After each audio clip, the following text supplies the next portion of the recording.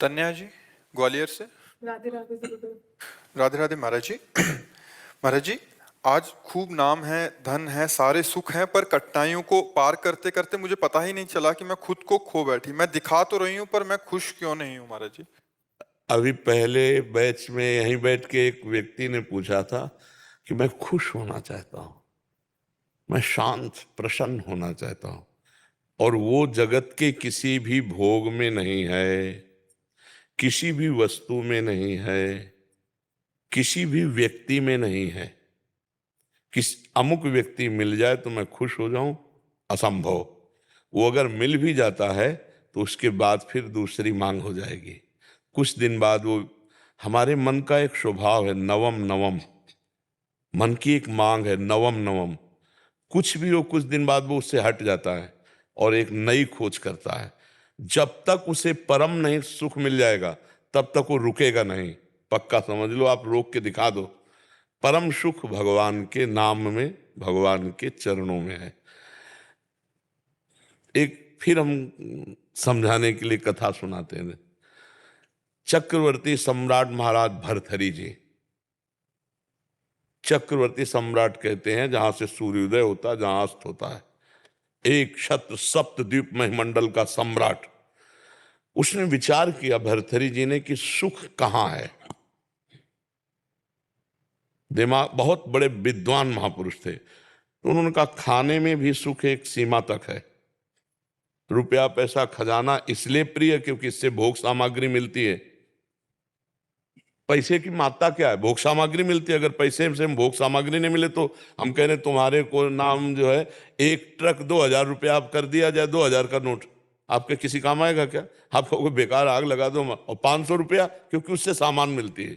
रुपये का महत्व है वस्तु, वस्तु भोगने के काम में जो आती है, पहनना ओढ़ना सब। इसके बाद एक आंतरिक सुख की मांग होती, काम। इसको बहुत समझ के देखना। केवल अंतिम सुई जाके रुकती काम में, शरीर भोग, स्पष्ट वर्णन है।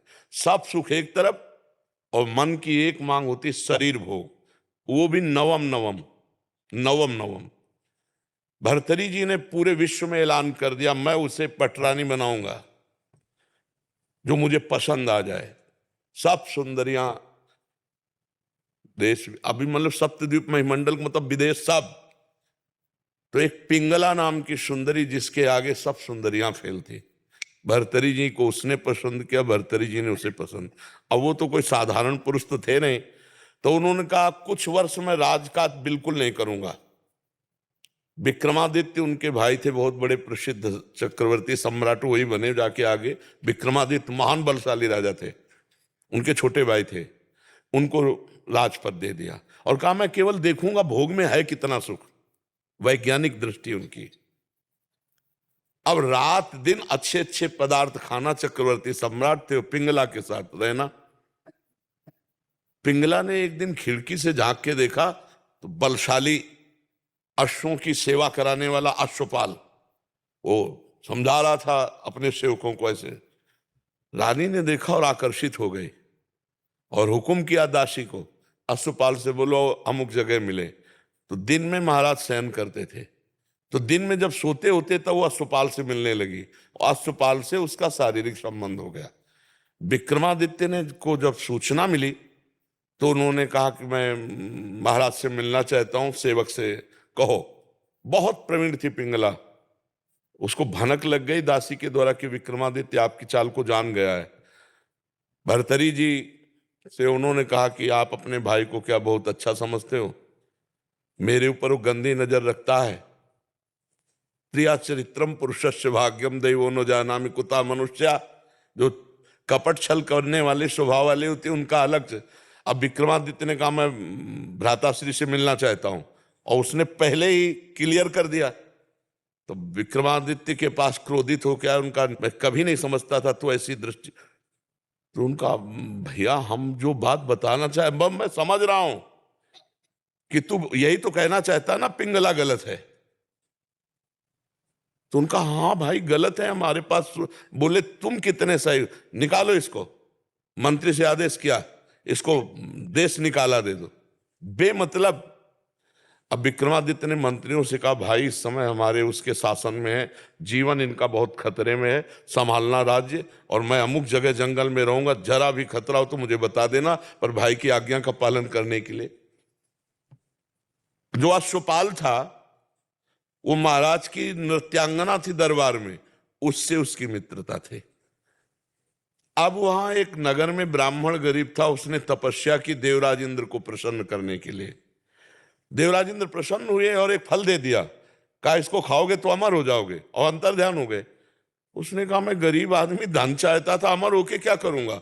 तब विचार आया कि धर्मात्मा चक्रवर्ती सम्राट महाराज भर्तरी को दें तो वो हमें धन दे देंगे। ऐसा ही किया, महाराज की जय जयकार हो। आज तक दरबार में नहीं आए थे, लेकिन ब्रह्म ऋषियों को जाने का आदेश था, वो गए, महाराज की जय जयकार हो, महाराज मैंने तपस्या के द्वारा अमर फल प्राप्त किया है, मुझे धन दिया जाए। तो उन्होंने खजाने में कह दिया जितना मांगे धन दे दो। वो अमर फल लिया और विचार किया मैं अमर होके क्या करूंगा, अगर पिंगला अमर रहेगी तो पिंगला को दिया खा लो। पिंगला ने तुरंत विचार किया मैं अमर होके क्या करूंगी, अगर अश्वपाल जीवित रहेगा तो अश्वपाल को दे दिया। अश्वपाल ने सोचा मैं अमर होके क्या करूंगा, जो हमारी नृत्यांगना महाराज की है वो अमर हो जाए तो जब तक जीवित रहूंगा। नृत्यांगना ने सोचा मैं अमर होके क्या करूंगी महाराज को। समझ रहे ना, देखो जब पोल खुली होती है तो मैं अब वो जो नृत्यांगना थी उसने मंत्री से प्रार्थना की कि महाराज से मैं मिलना चाहती हूँ, आदेश हुआ आ जाओ। तो उसने कहा महाराज ये अमर फल है, आप इसे पा लीजिए, आप जैसा धर्मात्मा राजा अमर होना। उनका ये सच्ची बता तुझे अमर फल कहां से मिला, क्योंकि तपस्या से ब्राह्मण ने प्राप्त किया, तू वैश्या तुझे कहां से प्राप्त। बोले महाराज ये प्राण क्षमा किए जाए, हमारी दोस्ती है अश्वपाल से। अश्वपाल जो महल के नीचे ही, उनका जाओ किसी से कहना मत। अश्वपाल को बुलाया, बोला जानते हो हम तुम्हें क्या कर सकते हैं। तो कांप रहा था पहले से, बीच सभा में आरे से चिरवाएंगे अभी तुझे, और अगर तू सत्य बोल देगा तो तुझे क्षमा कर देंगे, बिल्कुल कोई दंड। बोले महाराज पिंगला जी ने दिया। क्यों, पिंगला से तुम्हारा क्या संपर्क। बोले विक्रमादित्य ठीक कह रहे थे, हमारा पिंगला से शारीरिक संबंध है। महाराज भर्तरी के होश उड़ गए, मुझ चक्रवर्ती सम्राट से वो खुश नहीं। पिंगला को बुलाया सभा में, आज सभा में उतर के गए, पूरी सभा लगी हुई थी। उनका देखो ब्राह्मण ने अमर फल दिया था, पिंगला ने खाया, मैं तलवार से इसे काटूंगा, ये मरेगी नहीं, जीवित हूं। अरे महाराज, तो उनका सत्य बोल दे तो तुझे छोड़ दूंगा, नहीं तो अभी सूली पे चढ़वा दूंगा। तो उनका महाराज ऐसी गलती हमसे हो गई कि हमने वो फल नहीं खाया, अश्वपाल को दे दी। तो मुकुट उतारा और कहा धिक्कार इस संसार के सुख को कि मुझ सर्वांग सुंदर पुष्ट चक्रवर्ती सम्राट से ये तृप्त नहीं है, और महारानी से वो अश्वपाल तृप्त नहीं है, अश्वपाल वैश्या से प्यार, ये क्षुद्र काम किसे। और महान बैरागी हुए जिनके सूत्रों को बैरागी जन पढ़ते हैं, भर्तरी शतक है उनका। तो संसार में अगर कोई तृप्त होता है तो वो भगवान की भक्ति से होता है, नहीं तो भोगों से तो हो ही नहीं सकता है। आज तुम्हें प्यार कोई कर रहा है और तुमसे सुंदर मिल जाएगा, कल वो उससे प्यार करने लगेगा, परसों तीसरे से करने। आज तक किसी की तृप्ति हुई हो तो हमें बताओ, भोगों में कहीं तृप्ति नहीं हो सकती, कहीं सुख। बढ़िया, बहुत सुंदर बुद्धि आपकी है जो आपको अनुभव करा रही कि सब कुछ होते हुए भी एक ऐसा स्थान खाली है जहां लगता है वो नहीं है जो मैं चाह रही हूं। वो श्री कृष्ण है, वो प्रभु हैं। यदि उनसे चित्त जोड़ लोगे तो निहाल हो जाओगी। जैसे मीरा जी कहते हैं मेरे तो गिरधर गोपाल दूसरों में कोई, निहाल हो जाओगी। अभी थोड़ा बुद्धि पवित्र है जो आपको यह अनुभव करा रही कि वास्तविक मुझे जो चाहिए वो नहीं है, वो है परमात्मा, वो है प्रभु। हम कह रहे हैं यहां तक सोने से लाद दिए जाओ, केवल मान्यता ही तो है ना, मान्यता का सुख है ये। नहीं बताओ मीठा लगता है कि खट्टा लगता है, क्या सोने में है, केवल वो महंगा है और उसकी मान्यता है। इसलिए हमको लगता नहीं, 4 लाख योजन का सोने का पहाड़ है एक, जिसका नाम सुमेरु है। भगवान की माया में रत्न गर्भा पृथ्वी को कहा गया है। जैसे गेरू निकलती है ना, जैसे खड़िया निकलती, चूना निकलता है, ऐसे यहाँ सोने चांदी की धातुओं की यहाँ खजाना है पृथ्वी में। अब वो तो भगवान जब अवतरित हुए थे तो अपने आप सब भूमि से प्रकाशित हो गया। हम लोग इन सुखों से कभी तृप्त नहीं हो सकते, क्योंकि हम सच्चिदानंद के अंश है, हमारी मांग सच्चिदानंद है। नहीं, आप मान लो इतने बड़े बड़े धनी, लेकिन वो भी अशांत हैं।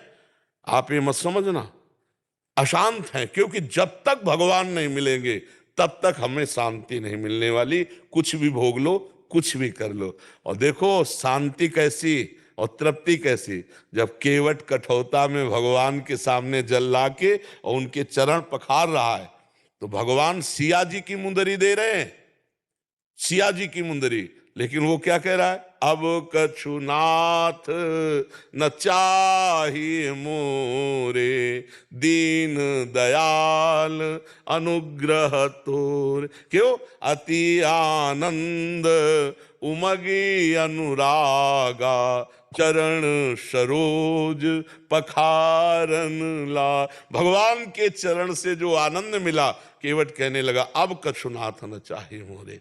भगवान के बिना मिले ये शब्द नहीं निकल सकता कि अब मैं सुखी हो गया, आज के बाद मुझे कुछ नहीं चाहिए, मैं जो चाहा वो मुझे मिल गया। जो चाहा मिला, चार चाहें और खड़ी हो गई, चार समस्याएं और खड़ी हो गई। इसलिए सखी, भगवान ही एक हैं जिनके मिलने से तृप्ति हो सकती है, दूसरा कोई नहीं है। यहाँ 4 दिन का शरीर है, आज जवान है, कल बूढ़ा हो जाएगा। भरोसा एकमात्र श्री भगवान में, चित्त भगवान में, अभी परमानंद है, अभी इसी क्षण आनंद है। वो भाई भी कह रहे थे कि सब कुछ बस मैं खुशी चाहता हूं, तो खुशी किससे मिल जाएगी? घर मिल जाए, गाड़ी मिल जाए, ये सब किसी के पास है, वो खुश नहीं है। जो तुम सोच रहे हो वो किसी के पास है इस सृष्टि में। ए भाई, महाराज ययाति का नाम सुना है? शुक्राचार्य की पुत्री देवयानी, जो देवता भी मोहित हो जाए इतनी सुंदरी थी। वृषपर्वा की पुत्री शर्मिष्ठा, जो दैत्यराज वृषपर्वा, 2 पत्नियां। और जब भोग से तृप्ति नहीं हुई तो अपने पुत्र की 1000 वर्ष की जवानी लेके भोगा। फिर इसके बाद घृणा आई कि धिक्कार, मुझे अपने पुत्र की जवानी भोग डाली, फिर भी कोई सुख नहीं, वही भोग वासना। तब उन्होंने लिखा, एक पुरुष को जो भगवान से विमुख है, सृष्टि के सारे सुख मिल जाएं तो भी वो तृप्त नहीं हो सकता। इसका मतलब है कि हम जैसे भी हैं, अगर भगवान से जुड़कर संतोष कर लें तो आज सुखी है।